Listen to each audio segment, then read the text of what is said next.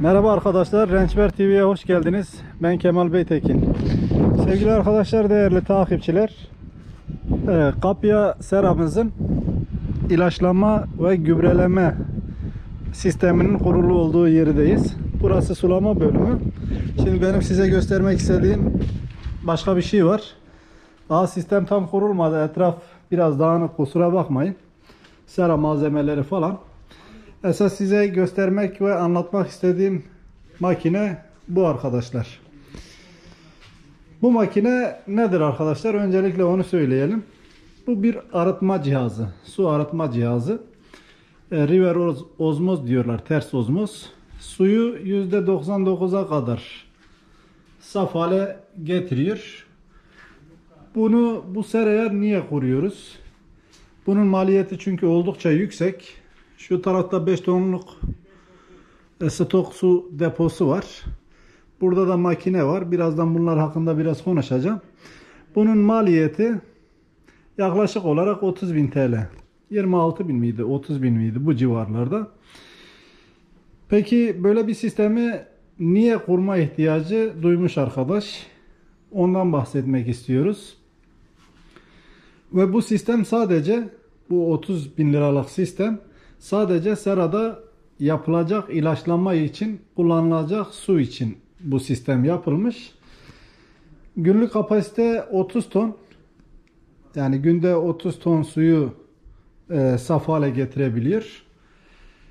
Ve yağmur suyuna yakın, yani %100 değil demeyelim de, hiçbir şey %100 olamaz da, %95'ten yukarı %99'a kadar suyu saf hale getiriyor. Öncelikle biraz makinemizi tanıyalım ve daha sonra bunu niye kuruyorlar, sebebi nedir, niye bu kadar masrafa giriliyor, onun hakkında konuşacağız. Burada suyumuzun esas girişi var. Kaba filtreler var burada, su süzülüyor. Ağır partiküller, tozlar, pislikler sisteme girmeden önce burada bir filtre ediliyor. Daha sonra sistemden su geliyor ve bu filtrelere giriyor. Bu yani sizin mesela hepimizin evinde arıtma cihazları var ya, o arıtma cihazlarının çok daha büyük halini düşünebilirsiniz. Bunlar da beyinleri, filtreler tıkandı mı debisine kadardır, onu ölçüyor. EC'sini, pH'ini makine ölçüyor. En son su bunlardan geçip, burada da bir madde var. Bu da suyun mineralini mi artırıyor, tatlılığını mı artırıyor, onu tam olarak bilmiyorum. Şimdi şey yapmayalım. Bilmediğimiz şey hakkında tam yorum yapmayalım. Buradan da su gidip esas membran filtre dediğimiz ters ozmoz denilen filtreye gidiyor. Buradan da makine şeyi var burada, beyni var ve suyu saf hale getiriyor. Ve bu yaklaşık olarak dediğim gibi 30.000 liraya mal oldu.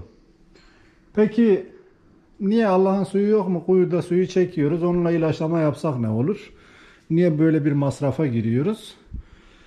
Böyle bir masrafa girmemek için eğer elinizde imkan ve olanak varsa yağmur suyundan yararlanabilirsiniz. Yağmur suyu saf sudur.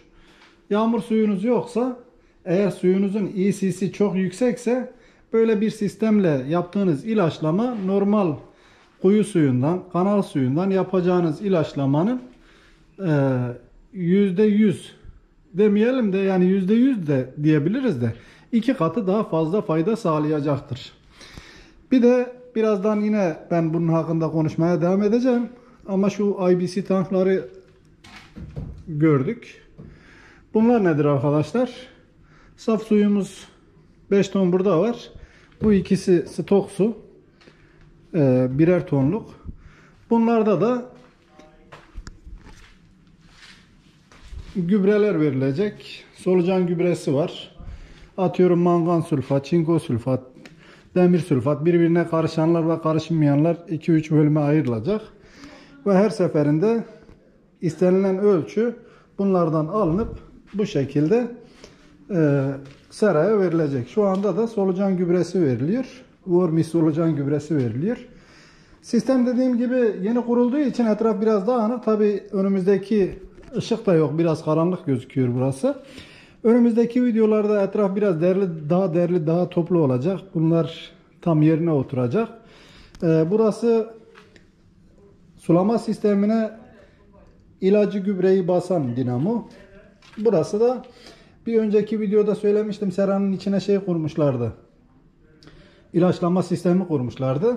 Ana merkez bu makine. Bu da karanlık olduğu için tam gözükmüyor olabilir. Buradan, yani bütün sera buradan yönetiliyor arkadaşlar. Şimdi yine gelelim bu arıtma sistemine. Bu arıtma sistemi tamamen saf suyu alabilmek için yapılmış bir sistem. Sudaki EC dediğimiz sudaki iletkenlik. Yani kuyu suları olsun, ondan sonra kanal suları olsun. Bu suların EC'leri yüksek. Bu kuyunun EC'si 0.8 miydi, öyle bir şey herhalde. Tam ya 7 ya 8. Şimdi bu gelen EC demek aslında tuzluluk demek. Tuzluluk da bildiğimiz tuzdan algılamayın. Bunun içinde azot olabilir, fosfor olabilir, potasyum, sodyum, klor, ne olduğunu bilmediğimiz için biz bir de bu suyla ilaçlama yaptığımız durumlarda ayrıyeten yaprak gübresi falan kattığımızda bitkiye istemediğimiz, yani içinde ne olduğunu bilmediğimiz, dolayısıyla gübre vermiş oluyoruz. Bundan etkilenecektir.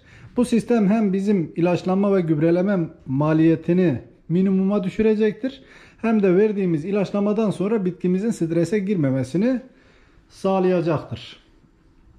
Yaklaşık olarak maliyeti 30.000 lira ve bunu açıkça söyleyebilirim. Tarsus, hatta Çukurova bölgesinde bazı özel seralar hariç fideliklerde bu sistem kuruluyor. Böyle bir sistemi tarlası için, serası için kuranı ilk defa gördüm. Daha sonraki videolarda buranın sahibiyle de görüşeceğiz. Yakinen tanıdığınız bir kişi. Orada da yine sohbetlerimiz devam edecektir. Bu sistemi size anlatmak istedim. Bu kadar para vermek istemiyorsanız, seranız varsa yağmur sularını stoklayabilirsiniz. Yağmur sularını havuz yapabilirsiniz. Veya böyle büyük IBC tanklar alabilirsiniz. Yağmur suyu, yani bizim bu kadar para verip bu işlemi yaptığımız işlem, buradaki su yağmur suyuna eşdeğer. Aşağı yukarı yağmur suyu gibi su elde etmeye çalışıyoruz. Bunun için bu 30.000 lirayı harcıyoruz. Ama şimdi kimse deli değil, 30.000 lira harcayıp eğer bu su faydalı değilse, bu sistem faydalı değilse 30.000 lirayı kimse boşuna harcamaz. Eğer elinizde imkan ve olanak varsa seranızın oluklarını kullanarak yağmur sularını hasat edebilir ve bu sulardan da bitkinize ilaçlama ve gübreleme yaptığınız durumlarda normal suyla yapılan gübreden çok daha faydalı olduğunu, çok daha faydalı olacağını kendiniz göreceksiniz. Hatta denemesini de yapabilirsiniz. Bir bölümü yağmur suyuyla yaparsınız, bir bölümü normal suyla yaparsınız. Fark bazı yerlerde %100, bazı yerlerde %50, bazı yerlerde %200. Bu tabii ki kuyunuzdaki suyun EC'sinin yüksekliğiyle alakalı. Çektiğiniz suyun EC'si ne kadar yüksekse yağmur suyu ve bu suyla yapacağınız ilaçlama ve gübreleme, yaprak gübrelemesi o kadar daha faydalı olacaktır. Değerli dostlar, fazla uzatmak istemiyorum. Bir sonraki videoda, yani daha önümüzdeki videolarda buranın daha değerli toplu olduğu bir şekilde yine videoyu beraber yapacağız buranın sahibiyle. Tarsus Adanalıoğlu köyünden, Adanalıoğlu kasabasından hepinize sevgiler ve selamlar olsun. Yeni videolarda görüşmek üzere. Hoşça kalın, sağlıcakla kalın.